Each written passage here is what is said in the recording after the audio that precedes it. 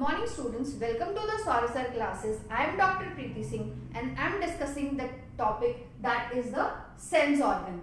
The sense organ are very important because they are used by the daily basis. We are discussing about the nose, tongue, eye and the ear. These two are the most important for the exam point of view. The first we are discussing about the nose. This nose is used for the smell. Then why it is used for the smell? Because nose contain some mucus containing receptors. The mucus containing receptor known as olfactory receptor. These are known as olfactory receptors. Or second is the olfactory bulb. These two things are present in the nose that help in the smell process or used for the smell. Second is the tongue. The tongue which is used for the taste. The tongue having the taste buds. So above these two, the nose having the olfactory receptor which is used for the smell, and the second is the tongue that having the gustatory receptor that help in the taste.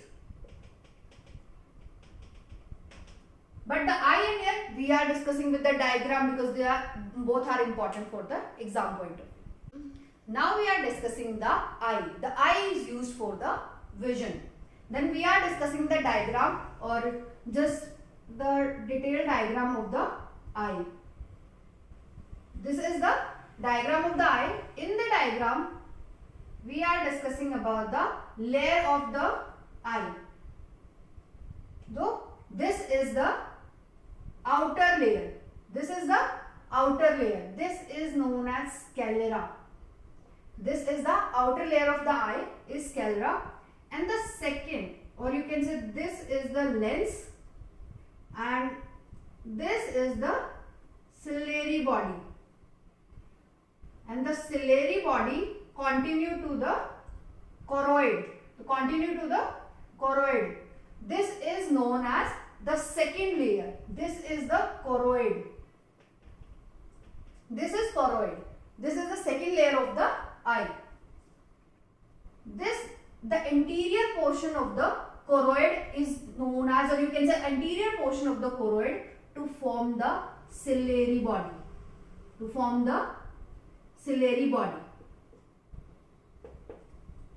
This layer is very thick and vascularized. This layer is very thick and vascularized. In the same on the other side, this is also the sclera, and the second is this is the ciliary body and continue to the choroid. Okay. Now this is the lens. This is the lens which is held by the ciliary bodies. And now this is the third layer.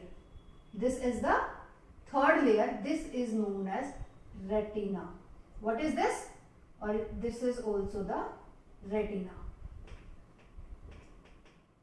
So you can say in the eye there are the three layers of the eye. That is, first one is the sclera. This is the outermost layer. And the second one is the choroid. This is the thick because they have this is having the blood vessels in this, and the interior portion of the choroid is or you can say interior portion of choroid to form the ciliary body, and the third layer is the retina. The anterior portion of the sclera is cornea. What is this? The cornea. The sclera, anterior portion of the sclera is known as cornea. Other than this, we are discussing about this is the optic nerves. What is this? This is the optic nerves. Now we are discussing the layer of the eye one by one. The first one is the sclera. The two things we are discussing about the sclera, this is the outermost layer of the eye. That is outermost layer, and it helps in the protection of the eye. Protection of the eye. These are two things about the sclera. second is the choroid. The second is the choroid. This layer is, first one, this is thick. First thing about this is the thick in nature. Why it is thick? Because, or second is, it is bluish in color. Bluish in color. Why? Because in the choroid there are the blood vessels present in this. The blood vessels is present in the choroid. About the choroid, there are the 2 to 3 things that is important for the eye. That is, first one is the ciliary body. Ciliary body. This is the ciliary body, and choroid, in the choroid, this is the most interior part that is known as ciliary body. So interior portion is known as ciliary body. Or you can say the interior portion of the ciliary body. The interior portion of the ciliary body is known as iris. What is this? The iris. The second term we are going to discuss, that is the iris, and this is the interior portion of the ciliary body. Why iris is important? The iris is the most visible portion of the eye. You can say, if you can visible, and this portion of the eye is iris. And the third is the pupil. The term is pupil. The aperture is surrounded by the iris. The aperture, this aperture is surrounded by the iris. This is known as pupil. The aperture surrounded by the iris. This is known as pupil. So this is about the sclera and the choroid. This is the most important point. Now we are discussing the detailed view about the retina and in the cells present in this retina. Now we are discussing about the third layer, that is the retina. Retina, first thing is about the retina, that is the innermost layer. This is the innermost layer. Why this is important?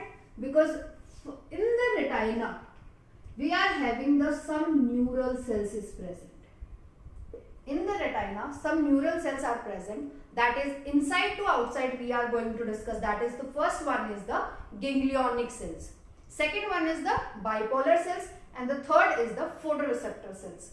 Then first is the ganglionic cells. Ganglionic cell. Second is the bipolar cell. And the third one is the photoreceptor cells. Now we are discussing more about the photoreceptor cells.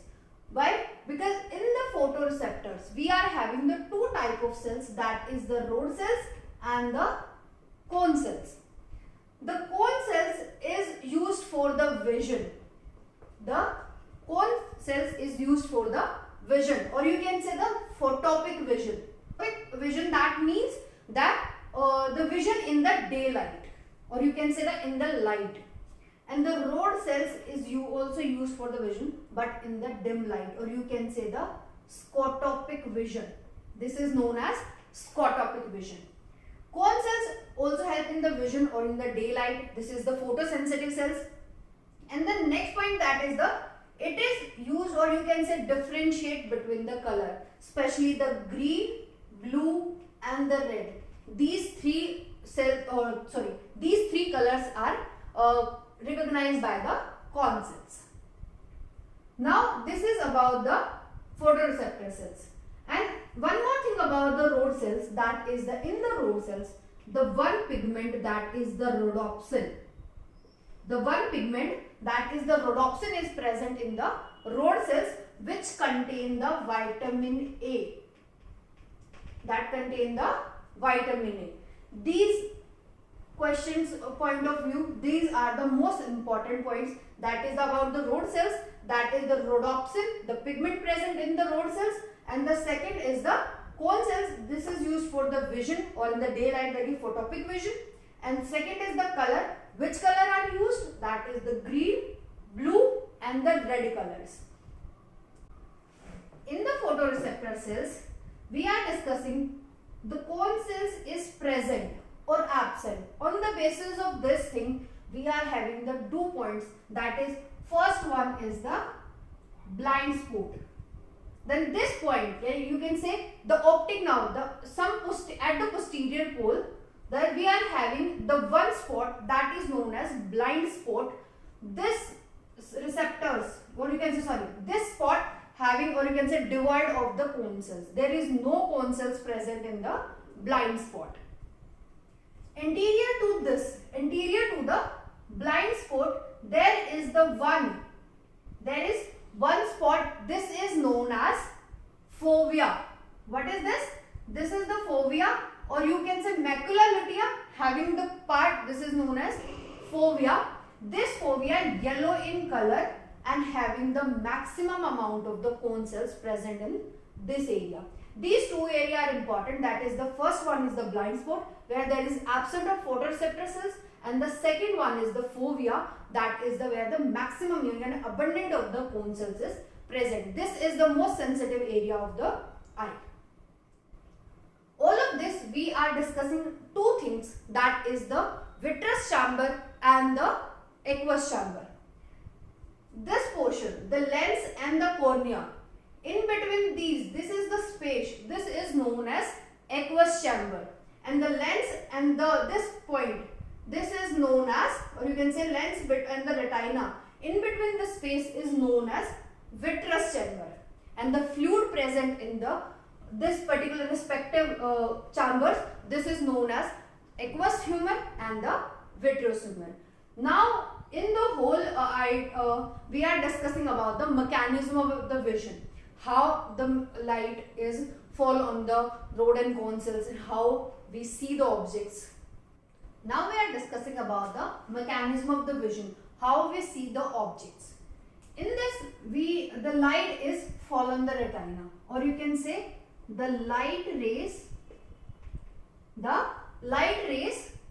of visible wavelength. This is important. The visible wavelength is used in the mechanism of the see the vision. The light ray of the visible wavelength focused on the retina. In the retina, we are discussing about the one thing, that is the photoreceptor cells, the rod and the cone cells. These light act on the photoreceptor cells. Photoreceptor cells. In the photoreceptor cells, we are having the rod and the cone cells. In the rod and cone cells, we are discussing about the one pigment, that is the rhodopsin. What is this? The rhodopsin. In the rhodopsin, we are discussing about in the rhodopsin, we are having the vitamin A compound, and that is when the light focus on the photoreceptor cells, or you can say the rhodopsin pigment. In this pigment, the rhodopsin convert into the two part, you can say dissociate into the two part, that is the rhodopsin, rod part, and the opsin part. These two things that help in the structural changes. This structure is changed and this structure is changed. That means it generates the permeability. It generates the electrical permeability. Or you can say the permeability of the membrane is changes. If the permeability of the membrane is changes, or you can say this whole system, or you can say the structure is changes, the permeability is changes, the signal sent to because we are already discussed that in the photoreceptor cell, these are the neural cells. The nerves are present in these cells. This sent to the signal to the photoreceptor cells. These photoreceptor cells send to the ganglionic. Send signal to the ganglionic cells through bipolar cells.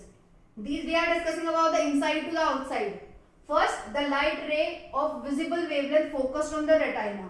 In the retina, we are having the photoreceptor cells. and this photoreceptor having the rod and cone cells and having this rhodopsin pigment.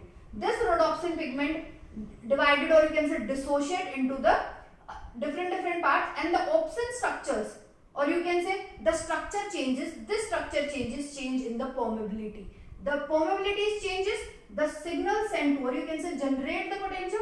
This signal or this impulse sent to the ganglionic cells through the bipolar cells. These bipolar cells send signal to the optic nerve. We are discussing about the optic nerve. In the eye, we are having the optic nerve. This optic nerve sends signal to the brain. This sending to the brain. Brain visualize this object based on the previous memories. So we can see the object. First important thing about this is this pigment. This pigment is important. This, if the structure is changes, that means permeability is changes. Permeability changes, that means signal sent to the brain, and the brain recognize this particular object and we can see them. This is all about the eye. Now, if you have any query, you can ask me anytime. We are just one message away. Thank you so much.